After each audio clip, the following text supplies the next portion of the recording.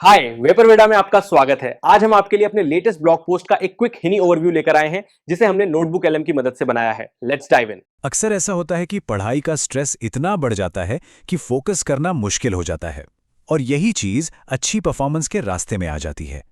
तो आज हम यही देखने वाले हैं कि कैसे कुछ नेचुरल और साइंटिफिकली प्रूवन तरीके हैं जो स्टूडेंट्स को फोकस करने और इस प्रेशर को हैंडल करने में मदद कर सकते हैं। तो चलिए सबसे पहले ये समझते हैं कि ये प्रॉब्लम आखिर है कितनी बड़ी। एक आंकड़ा है जो सच में चौंकाने वाला है। 73% स्टूडेंट्स को पढ़ाई के वक्त कंसंट्रेट करने में दिक्कत होती है। सोचिए 73%, ये कोई छोटी मोटी बात नहीं है। इससे साफ पता चलता है कि ये किसी एक इंसान की नहीं बल्कि बहुत बड़े लेवल की प्रॉब्लम है।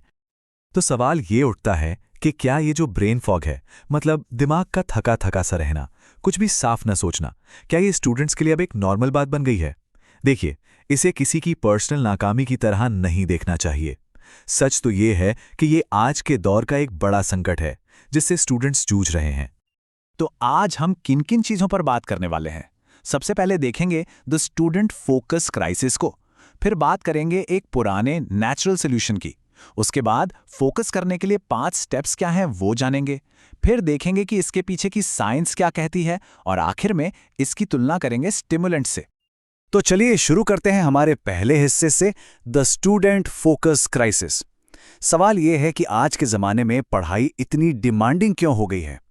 एक तरफ डिजिटल डिस्ट्रैक्शंस हैं, दूसरी तरफ पढ़ाई का प्रेशर, स्टूडेंट्स पर हर तरफ से एक ज़बरदस्त दबाव है। और होता क्या है? अच्छा परफॉर्म करने के प्रेशर में स्टूडेंट्स अक्सर कैफीन या दूसरे स्टिमुलेंट्स पर डिपेंड हो जाते हैं। लेकिन ये तरीके ना बस थोड़ी देर के लिए काम करते हैं। लॉन्ग टर्म में ये नीड का पूरा साइकिल बिगाड़ देते हैं, जिससे फायदे से ज़्यादा नुकसान ही होता है। तो फिर इसका कोई परमानेंट सॉल्यूशन है? बिल्कुल है। और यहीं से शुरू होता है हमारा दूसरा हिस्सा, एक प्राचीन नेचुरल सॉल्यूशन। सबसे मजेदार बात यह है कि जिस पारंपरिक ज्ञान को हम सदियों से जानते हैं, उसे अब मॉडर्न साइंस भी अपनी रिसर्च से सही साबित कर रहा है। यहाँ एक बहुत जरूरी कॉन्सेप्ट आता है, मेध्य रसायन। ये पारंपरिक भारतीय आयुर्वेद का एक टर्म है। इसका मतलब है ऐसी जड़ी बूटियां जो दिमाग को तेज करती हैं और लॉन्ग टर्म में ब्रेन की हेल्थ और फंक्शन को सपोर्ट करती हैं। अब देखिए, ये सॉल्यूशन 2 तरीकों से काम करता है जो इसे बहुत असरदार बनाता है। एक है अरोमा थेरेपी, जैसे कि होंग थाई इनहेलर्स, जो सिर्फ 30 सेकंड में तुरंत फोकस देते हैं।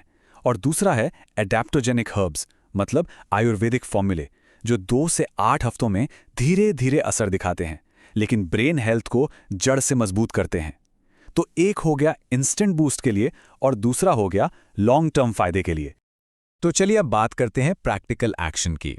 हमारा तीसरा हिस्सा है फोकस के लिए 5 कदम। ये एक पूरी तरह से एविडेंस बेस्ड स्ट्रैटेजी है जिससे नेचुरल तरीके से कॉग्निटिव एबिलिटी को बढ़ाया जा सकता है। तो ये 5 स्टेप्स क्या हैं? पहला, स्ट्रेटेजिक अरोमा थेरेपी। दूसरा, हर्बल स्टडी रिचुअल्स। तीसरा, 90 मिनट के साइकिल को मास्टर करना। चौथा, प्रॉब्लम की जड़ तक पहुंचना। और पांचवा, एग्जाम से पहले की परफॉर्मेंस को ऑप्टिमाइज करना। चलिए अब एक एक करके इन्हें डिटेल में समझते हैं। तो पहला स्टेप, स्ट्रैटेजिक अरोमा थेरेपी।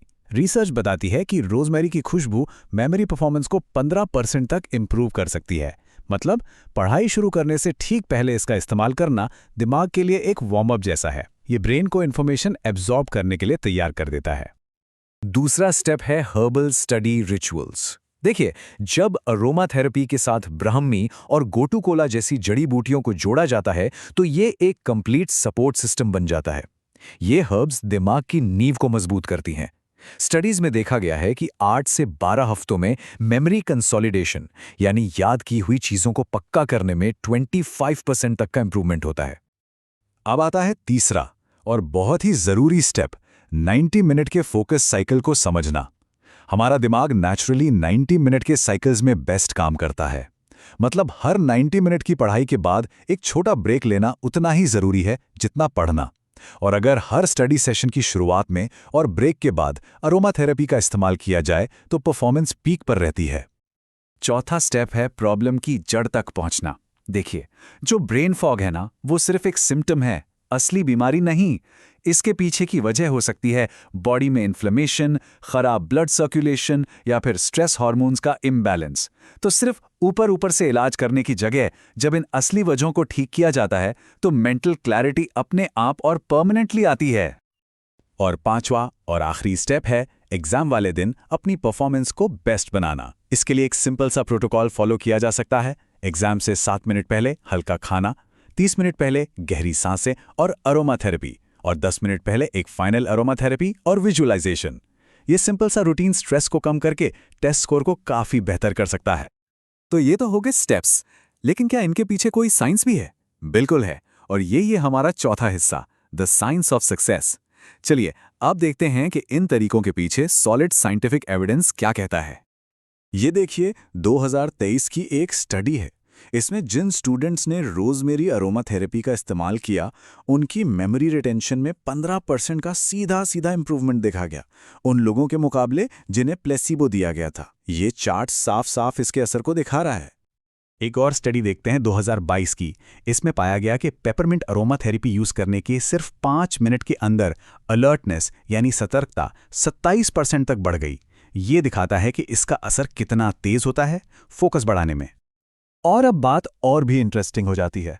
2024 में एफएमआरआई टेक्नोलॉजी से एक रिसर्च की गई। इससे पता चला कि कपूर सूंघने के बाद ब्रेन के प्रीफ्रंटल कॉर्टेक्स यानी दिमाग के अगले हिस्से में ब्लड फ्लो 12% तक बढ़ गया। ये सीधा सबूत है कि ये चीजें फिजिकली ब्रेन एक्टिविटी पर असर डालती हैं। और अगर बड़े पिक्चर को देखें तो 23 अलग अलग स्टडीज का एक मेटा एनालिसिस भी यही बात कंफर्म करता है। स्टूडेंट्स में कई एरिया में जबरदस्त सुधार देखे गए। स्ट्रेस मैनेजमेंट में 41%, एंजाइटी में 35% की कमी, अटेंशन स्पैन में 28% की बढ़ोतरी, और तो और टेस्ट स्कोर में 22% का इंप्रूवमेंट। ये सारे आंकड़े हमें हमारे आखिरी हिस्से पर लाते हैं, स्टिमुलेंस से ज्यादा स्मार्ट। चलिए अब सीधे सीधे इस नेचुरल अप्रोच की तुलना उन आम तरीकों से करते हैं जिन्हें स्टूडेंट्स अक्सर यूज करते हैं। ये टेबल देखिए, सब कुछ एकदम साफ है। हर्बल सॉल्यूशंस का असर तुरंत भी होता है और लॉन्ग टर्म भी। साइड इफेक्ट्स लगभग ना के बराबर हैं और एकेडमिक परफॉर्मेंस में एक टिकाऊ इंप्रूवमेंट आता है। वहीं दूसरी तरफ कैफीन और स्टिमुलेंट्स थोड़ी देर का बूस्ट तो देते हैं, लेकिन उनके साथ कई तरह के रिस्क्स और साइड इफेक्ट्स भी जुड़े होते हैं। तो आखिर में एक सवाल बचता है जो सोचने पर मजबूर करता है। क्या आज के दौर में फोकस करने की चाबी हमारे सदियों पुराने ज्ञान में ही छिपी है? जो सबूत हमने देखे हैं वो तो यही इशारा करते हैं कि नेचर के साथ मिलकर चलने से स्टूडेंट्स न सिर्फ बेहतर परफॉर्म कर सकते हैं, बल्कि अपने ब्रेन की हेल्थ को भी लंबे समय तक सुरक्षित रख सकते हैं। Stuck in a mental fog? Comment FOCUS to get access and chat with our curated Notebook LM